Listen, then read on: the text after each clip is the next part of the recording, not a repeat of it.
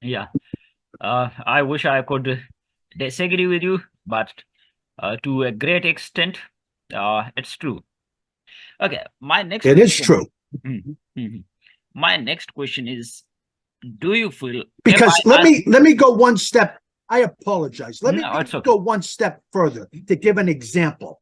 Mhm, Okay, so now the teacher has last year's standardized test, and he or she is looking English, and he or she notices that many students non-master nouns. Okay, all they have to do is write their name down on a piece of paper, and when that teacher starts teaching nouns, mhm. he or she calls on the student, checks over the shoulder to make sure they're doing the work correctly, have them participate in class, have them go to the board and write the correct answers, reviews tomorrow and make sure that they do it. They have the notes, but putting the names on the paper to help them teach more effectively is too much trouble. Mm. Next question. Okay. That's true. As I said, we cannot disagree with you that in many cases, uh, I don't know about your country, but in my country, most people, if not most people, a good number of people take on this profession because they don't get any other jobs. And they feel this is the only opportunity they have in hand, so let's grab it. That's an undeniable reality.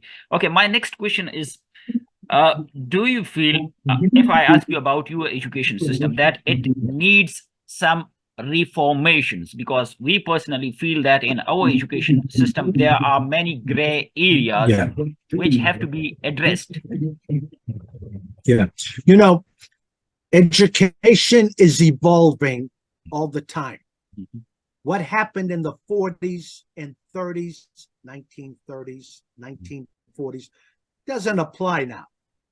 We don't even have the alphabet in front of the classroom, printed letters, cursive letters, because everything now is done on the laptop. All you do is hunt and peck like a chicken will peck with the beak. You're looking for the letters. So in reality, we could teach typing to the elementary school kids, high school kids, but education is evolving, and it's up to the education department to make the necessary changes. If they don't, then they're not changing with the times, and that's sad. Other school districts need to be experimenting in other areas. It's not going to hurt the children, but the different methodologies of teaching might be more effective. So why aren't we doing this? We should. Mhm. We should always be changing and evolving. Mhm. We have guest speakers from California and other places in the United States where we respect the education system there. Mhm. Why aren't we learning from professional people? And if we don't, who are we hurting? Our own students. And that's sad. Okay. Joe, as you said, you have spent a great time working in different Asian countries, like you mentioned Iraq, Philippines, and some other countries, which I don't remember. My apologies.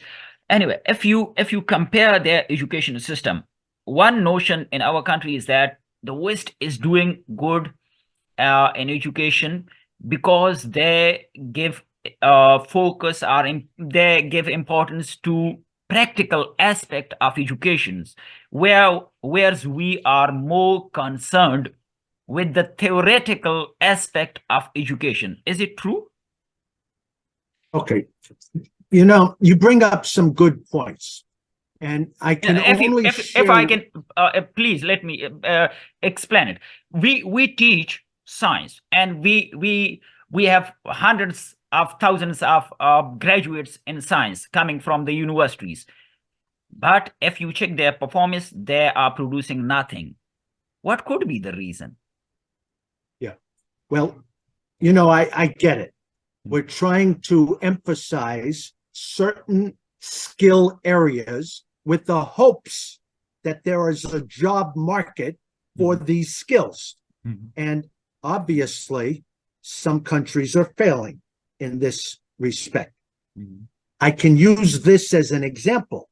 Here in the Philippines, where I am located now, the government has already passed laws that the government is going to operate using the English language. Now, what's the benefit?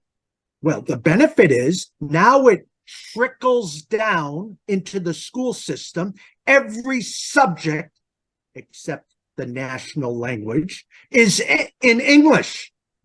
Students can now work anywhere in the world because they all speak English and no accent. What else are the benefits? They can teach English all over the world. So when you look at it, the government in this respect is ahead of the game. We have call centers for thousands and thousands and thousands of Filipinos because they speak English. And we need people to take care of that part of the business. Other countries are emphasizing.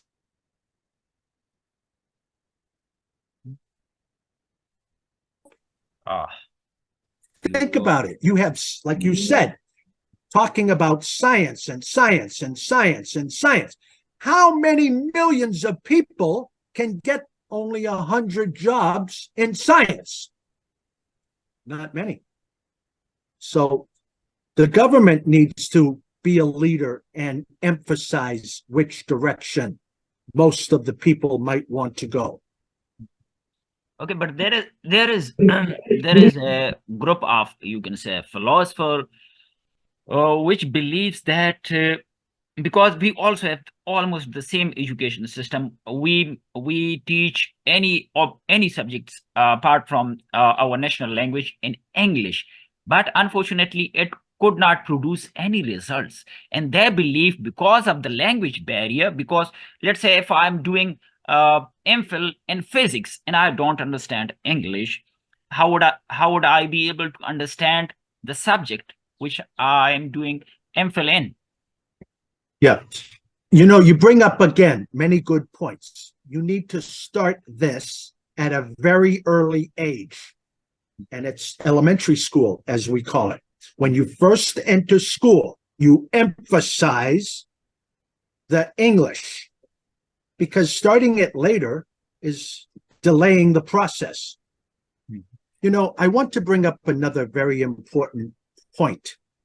Every teacher that's watching this, how many of you have written to the school board in your country? I mean, the one at the Capitol, the one at the headquarters. Probably 99.9% haven't. You need to fulfill your obligation and share with them some of your concerns. Not a bad letter, a nasty letter, angry letter, but you have a right to make some suggestions. And for you to do nothing, in my opinion, is wrong. You're representing the students. You see what goes on. Class sizes might be too big, not enough, if you agree, English in the classrooms. What are you doing about it? Right away, here come the excuses. They're not going to write. They're not going to respond. They're not going to even look at the letter. That's fine. You try. I'd like to end this by saying, because we don't have much time, the vice president of the Republic of the Philippines was put in charge to make the education system better in the Philippines. I am a guest in this country, permanent resident. Yes, I wrote using the laptop and email to the Vice President of the Republic of the Philippines with my suggestion. She wrote back to me a personal letter. You never know when somebody's going to read it. What are you doing? Nothing? Okay. I wish Then you're part of the we could problem. do the same, but unfortunately, if let's say if you are right, we have our responsibilities and we cannot hide from these. There are good number of teachers who would like to bring positive changes in the education system, but as you said, if we write to, let's say, our authorities about some suggestions or recommendation, chances are they will be ignored. But you know, we do this because we need to fulfill our obligation as a teacher. They can ignore it. That's their choice. But we need to express and keep a copy. Because one day, that copy can help you get an even better position. You are right. Maybe in the university. What have you done to make recommendations? 99% of the people, I've done nothing because they're not going to listen. I have paper after paper after paper that I wrote, and here's a copy. You're hired. Okay, so that was one advice. I'll take it as an advice to Pakistani teacher in particular. Before we end this interesting and fruitful conversation, do you have any other advice, particularly to Pakistani teachers? Yes, I would like to share with everybody. Believe in what you're doing.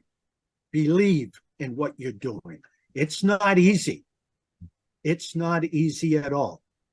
Hopefully, the next time I come, I can give you the philosophy about helping students, giving them the grades that they deserve, not disrupting family life. You are there to teach them. Teach them. And if there's children that don't understand, help them before school, after school. Okay, we will end this meeting on one of your famous line, which I still remember, that teachers are the person who can make or break a family. Thank you, Joe, for your time. That's right. See you next time. Bye. Thank you very much.